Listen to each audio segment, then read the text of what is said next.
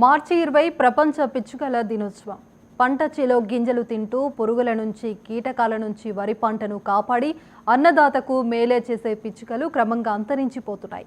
మనం చెప్పుకునే అభివృద్ధి మనకు కాలుష్యాన్ని పెంచుతూ మొబైల్ ఫోన్ల రేడియేషన్తో పిచ్చుకల మనుగడను ప్రశ్నార్థకం చేస్తుంది.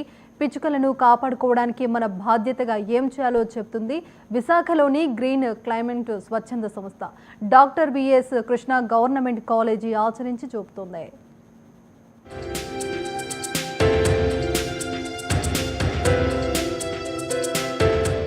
పాతికేళ్లుగా పర్యావరణ పరిరక్షణ, వాతావరణ సమతుల్యత మీద పనిచేస్తూ పక్షులు, వన్యప్రాణుల మనుగడ కాపాడేందుకు కృషి చేస్తోంది విశాఖలోని గ్రీన్ క్లైమేట్ స్వచ్ఛంద సంస్థ. ప్రపంచ పిచ్చుకల దినోత్సవం సందర్భంగా విశాఖ మద్దిలపాలెంలోని డాక్టర్ విఎస్ కృష్ణ గవర్నమెంట్ కాలేజీలో ఈ సంస్థ ఒక ప్రత్యేక కార్యక్రమం చేపట్టింది. పిచ్చుకలకు గూళ్లు, ధాన్యం కంకులు, నీళ్ల కోసం మట్టి పాత్రలు ఉచితంగా అందించింది.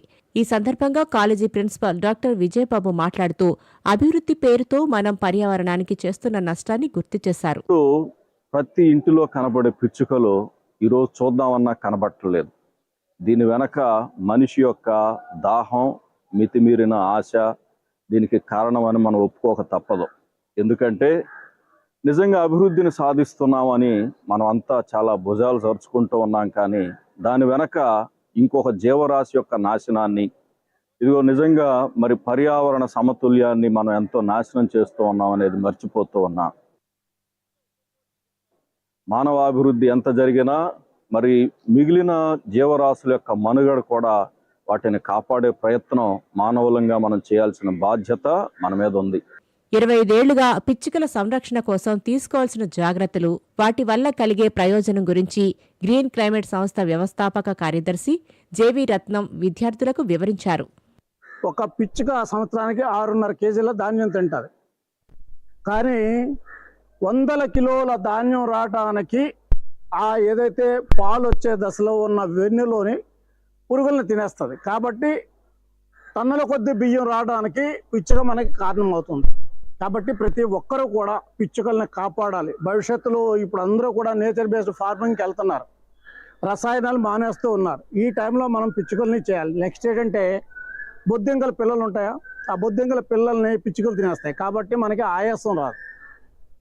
లేదు అంటే బొద్దింకల సంఖ్య పెరిగిపోతే అనారోగ్యం పెరుగుతుంది. కాబట్టి పిచ్చుకలు ప్రతి జీవికి మనుగడకి, ప్రధానంగా మానవాళి మనుగడకి చాలా ఉపయోగపడతాయి. కాబట్టి పిచ్చుకల పరిరక్షణ అన్నది మీరంతా చెయ్యాలి.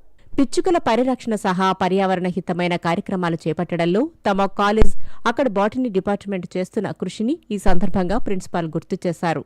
కృష్ణా కళాశాలలో హరిత కృష్ణ ఈకో క్లబ్ అని మంచి ఉద్యానవనాన్ని మేము అభివృద్ధి చేస్తూ దాన్ని కాపాడుతూ ఉన్నాం. మాతో పాటుగా చేయి కలిపి గ్రీన్ క్లైమేట్ సంస్థ వ్యవస్థాపకులు జేవి రత్నం గారు, వారి బృందం అంతా కలిసి వచ్చి అన్ని రకాల కార్యక్రమాల్లో మాతో పాల్పొందుతూ ఉన్నారు.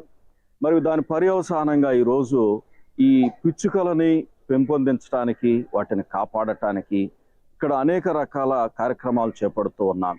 నిజంగా మూకుడులు తెచ్చి మట్టి మూకిట్లో నీళ్లు పోసి గూళ్ళు పెంచి ఇన్ని ప్రయత్నాలు ఈ కళాశాల బాటనీ డిపార్ట్మెంట్ ద్వారా పద్మావతి గారు కానీ, సుజాత గారు కానీ, పద్మజ గారు కానీ, స్వామినాయుడు గారు కానీ, అలాగే పుష్పలత గారు, వారి యొక్క సపోర్టింగ్ స్టాఫ్ కూడాను వారందరూ కలిసి ఈ కార్యక్రమాన్ని నిర్వహిస్తూ ఉన్నారు. విద్యార్థులు కూడా ఎంతో ఆసక్తితో ముందుకొచ్చి ఈ కార్యక్రమంలో పాల్గొంటూ ఉన్నారు. ప్రతి ఒక్కరూ పక్షుల కోసం నీరు అందుబాటులో ఉంచాలని, పిచ్చుకల కోసం గూళ్లు ఏర్పాటు చేయాలని, బియ్యం పిండితోనే ముగ్గులు వేయాలని తీర్మానించుకున్నారు. ఈ కార్యక్రమంలో vice principal doctor P Jaya, botany department head doctor S Padmavathi, teaching faculty doctor MHD Padmavathi, doctor Swaminaidu, doctor Ramalakshman, Sujatha, Andhra university social work విద్యార్థులు కేదాశ్రీ, నిఖిత, భానుప్రసాద్, గ్రీన్ వాలంటీర్లు రాజేశ్వరి, కృష్ణకుమారి తదితరులు మాట్లాడారు.